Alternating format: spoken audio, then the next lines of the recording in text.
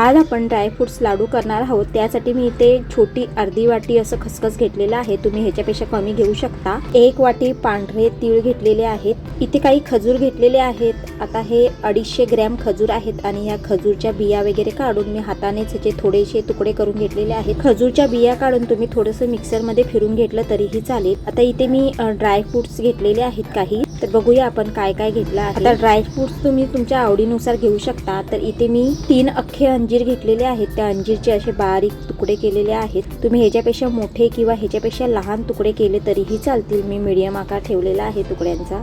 इथे काजू घेतलेले आहेत, ते सुद्धा या पद्धतीने मी कट करून घेतलेले आहेत। बघा, छोटे छोटे तुकडे केलेले आहेत। आता तुम्हाला कितपत ते बारीक किंवा जाड ठेवायचे तुमच्या पद्धतीने तुम्ही ठेवा। बदाम सुद्धा मी त्याच आकाराने कापून घेतलेला आहे। इथे पिस्ता घेतलेला आहे। आता हे प्रत्येकी 1-1 वाटी मी प्रमाण घेतलेलं आहे काजू बदाम पिस्त्याचं। इथे थोडेसे अक्रोड घेतलेले आहे। अक्रोड मी अर्धी वाटीपेक्षा थोडेसे जास्त आणि 1 वाटीपेक्षा थोडेसे कमी घेतलेले आहे। इथे मनुके घेतले आहे। मनुके मी अर्धी वाटी घेतलेले आहे। इथे मकाई सुद्धा घेतलेली आहे। थंडीमध्ये खाण्यासाठी खूप उपयुक्त असते ही मकाई। आणि 1 वाटी सुक्या खोबऱ्याचा किस घेतलेला आहे। तो या पद्धतीने मी बारीक असा किसून घेतलेला आहे। बघा, तुम्ही मिक्सर मध्ये पण फिरू शकता। आणि 1 वाटी तूप, साजूक तूप आहे हे। तर 1 वाटी तूप हे आपल्याला रेसिपी करताना जसं लागेल तसं आपल्याला वापरायचं आहे। पूर्ण 1 वाटी लागेलच असं नाही। चला रेसिपीला सुरुवात करूया। तर इथे पॅन मी तापत ठेवलेला आहे। पॅन तापल्यानंतर गॅस मी बारीक केला, कारण आपल्याला पहिल्यांदा खसखस भाजून घ्यायची आहे।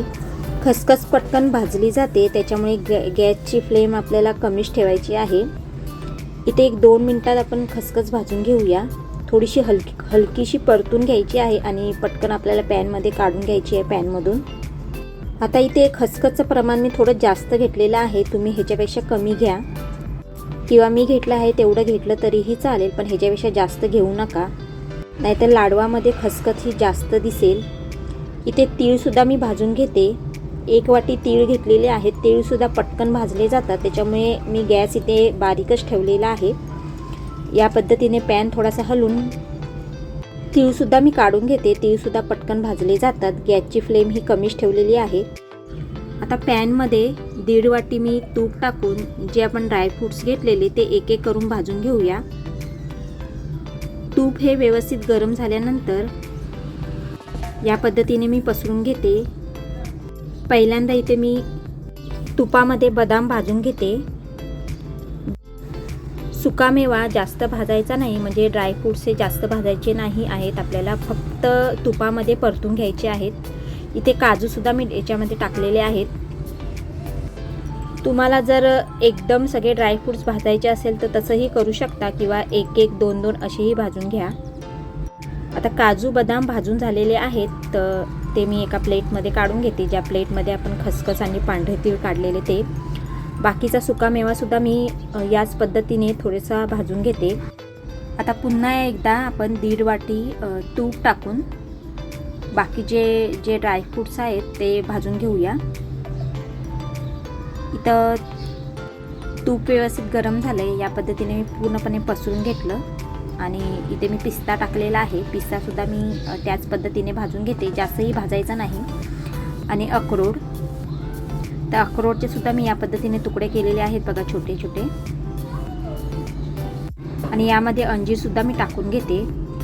तुम्ही सगळे जे सुके मेवे किंवा ड्रायफ्रूट्स मी इथं घेतलेले आहेत ते तुमच्या आवडीनुसार तुम्ही घ्या। तर इथे माझ्या घरामध्ये जे अवेलेबल होते ड्रायफ्रूट्स तेच मी घेतलेले आहेत। तर इथे पिस्ता, अक्रोड आणि अंजीरसुद्धा भाजून झालंय, ते सुद्धा मी त्याच प्लेटमध्ये काढून घेते। पुन्हा पॅनमध्ये मी 1 चमचा तूप टाकलेला आहे। तूप चांगलं गरम झाल्यानंतर व्यवस्थित असं पसरवायचं आहे आपल्याला पॅनमध्ये। आणि जो उरलेला सुकामेवा आहे, म्हणजे ड्रायफ्रूट्स आहेत, ते आपल्याला इथे भाजून घ्यायचे आहेत। तर इथे मी मनुके घेतलेले आहेत। मनुके व्यवस्थित असे फुलेपर्यंत आपल्याला भाजायचे आहेत, त्याच्यामुळे मी मनुकेच फक्त भाजत आहे। त्याच्या व्यतिरिक्त त्याच्यामध्ये काहीच टाकलं नाही। तर इथे मी मीडियम साईजचे मनुके घेतलेले आहेत। मोठेसुद्धा मनुके असतात, जे आकाराने मोठे असतात ते। तर इथे सुकं खोबरंसुद्धा मी भाजून घेते। आता सुकं खोबऱ्याला आपल्याला तूप टाकायची गरज नाही, ते कोरडं भाजलं तरीही चालतं। परत इथे मी 1 चमचा तूप टाकून मकाई भाजून घेते। मकाईमध्ये भरपूर असं प्रोटीन असतं, तर ड्रायफ्रूट्स लाडूमध्ये त्याचा नक्की वापर करा। आता या ड्रायफ्रूट्स लाडू करण्यामध्ये मी भोपळ्याच्या बिया आणि मगज बी वापरली नाही. तुमच्याकडे असेल तर तुम्ही नक्की वापरा. त्याच्यामुळे ड्रायफ्रूट्स लाडू हे खूप पौष्टिक होतात आणि चांगलेही लागतात. तर माझ्याकडे नव्हती म्हणून मी वापरली नाही. तुम्ही तुमच्या आवडीनिवडीनुसार किंवा घरामध्ये जे उपलब्ध ड्रायफ्रूट्स आहेत ते वापरले तरीही चालतील. तर इथे या पद्धतीने मी मकईसुद्धा भाजून घेतली. मकई भाजताना थोडीशी फोडून बघायची, ती कडक अशी भाजली गेली तेव्हाच ती काढायची. आता हे मिक्सर जारमध्ये मी फिरून घेते, म्हणजे डायरेक्ट मी मिक्सर जारमध्ये ही टाकलेली आहे आणि त्याचे बारीक असं क्रश पावडर करून घ्यायची आहे. जास्तही पावडर करायची नाही, थोडीशी अशी जाडी भरडी ठेवायची आहे. आता पॅन मी क्लीन करून त्याच्यामध्ये 1 चमचा तूप टाकलेला आहे. आता जो ड्रायफ्रूट्समध्ये जो शेवटचा पदार्थ उरलेला आहे तो म्हणजे खजूर. तर खजूरसुद्धा आपण भाजून घेऊया. इथे मी खजूरच्या बिया काढून हाताने थोडेफार तुकडे केलेले आहेत. तर तुम्ही खजूरच्या बिया काढून झाल्यानंतर ते मिक्सरमध्ये थोडेसे फिरवून घ्या, म्हणजे जेव्हा तुम्ही खजूर तुपामध्ये भाजाल तर तो पटकन असा विरघळेल. नाहीतर तुम्ही जर तो व्यवस्थित असा बारीक केला नाही तर तो तुपामध्ये विरघळायला खूप वेळ लागतो. त्याच्यामुळे मिक्सरमध्ये थोडासा फिरवून घ्या, तो बारीक करा आणि त्याच्यानंतर मग तुपामध्ये या पद्धतीने भाजून घ्या, तो पटकन बारीक होऊन जातो. तर इथे थोडंसं तूप आपल्याला जास्त टाकायचं आहे.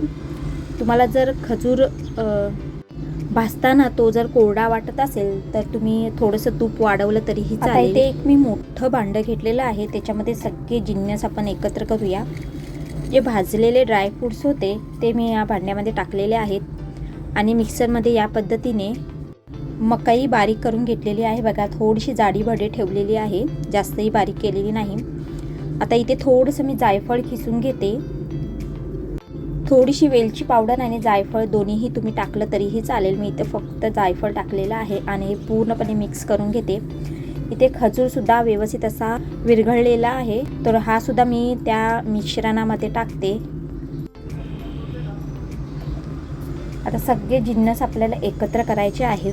मिश्रण हे खूप गरम आहे, त्याच्यामुळे चमच्यानेच आपल्याला हे जिन्नस एकत्र करायचे आहे. आता इथे मी ड्रायफ्रूटचा वापर जास्त केलेला आहे, तुम्ही थोडा कमी केला तरीही चालेल, पण ह्याच्यापेक्षा जास्त करू नका. म्हणजे एक वाटीपेक्षा ड्रायफ्रूट्स जास्त घेऊ नका, नाहीतर लाडू हे व्यवस्थित वळले जाणार नाही. तर इथे 1 वाटी मी जवळजवळ ड्रायफ्रूट्स घेतलेले आहेत सगळे. तर इथे मिश्रण गार झालेलं आहे, तर मी पूर्ण एकजीव करते हाताने. जास्तही गार करायचं नाही, नाहीतर लाडू हे वळले जात नाही.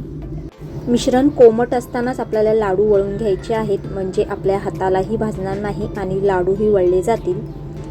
तर इथे मी ड्रायफ्रूट्स जास्त वापरले, त्याच्यामुळे मिश्रण कोमट असतानाच मी लाडू वळून घेते. जर ते थंड झालं मिश्रण तर अजिबात लाडू वळणार नाहीत. आणि जर मिश्रणामध्ये ड्रायफ्रूट्स हे कमी असतील तर पटापट हे लाडू वळले जातात, मिश्रण थंड झालं तरीही. आणि जर काहीही केलं लाडू वळत नसतील तर थोडंसं पॅनमध्ये तूप टाकून मिश्रण तुम्ही गरम करून घ्या, नाहीतर कोमट करून घ्या आणि पटकन त्याचे लाडू वळा, पटापट लाडू वळले जातात.